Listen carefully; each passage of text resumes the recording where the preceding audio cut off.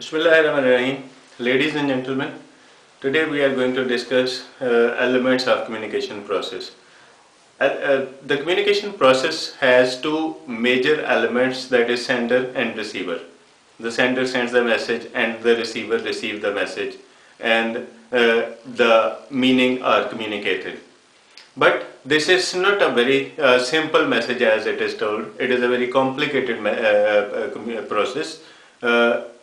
When sender has to send a message, the sender has to decide on many things. Like he has to decide his or her audience, and he has to decide his message according to the audience. Then he has to decide the channel of the communication. Then he or she has to decide the way of the communication, and then he or she has to decide whether the message is biased or unbiased. Then the sender has to decide such more things, and it is very difficult.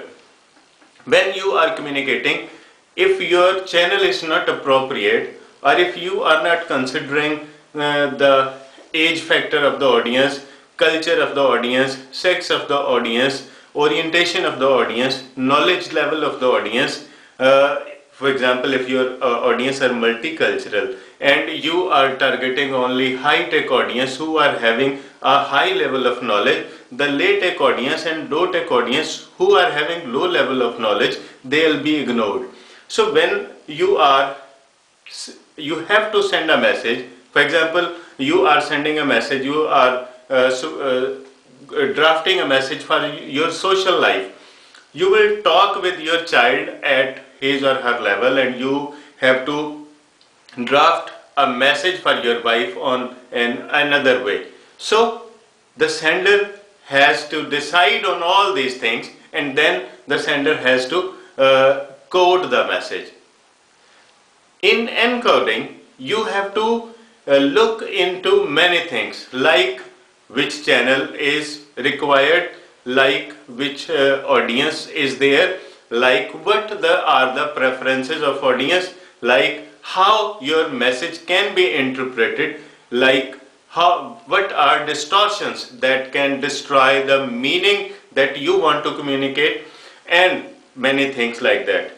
But besides all this, the message is drafted and encoded, and message is prepared. When you have prepared your message, you will deliver it. Now it is the turn of the sender. When you as a sender receive the message, you decode it. Message is decoded as per the mutual shared understanding of sender and receiver. If sender has communicated that message according to the mutual or shared understanding, the receiver will be drafting meaning, will be interpreting that message, will be inferring meaning as per the requirement of the sender. But if the receiver is not understanding what is being told, for example, if message is not clear, if message is not concise, if receiver is from another culture and the sender has not considered his or her culture, or if the sender is from low-tech audience and the receiver is from low-tech audience and sender has sent the message from another level, there will be problem of understanding, and the receiver will give feedback according to that understanding. The receiver will reply to the sender. There will be two cases. One is the message is understood and the purpose is served, and the other is the message is not understood and the purpose is not served. In both cases, this recursive process will go on. If feedback is negative, the sender is supposed to rephrase the message. If feedback is positive, it is the start of a communication, a conversation. So this is a very tough process, though it seems very short and simple that there is a sender and there is a receiver. But the problem is that if the sender and receiver are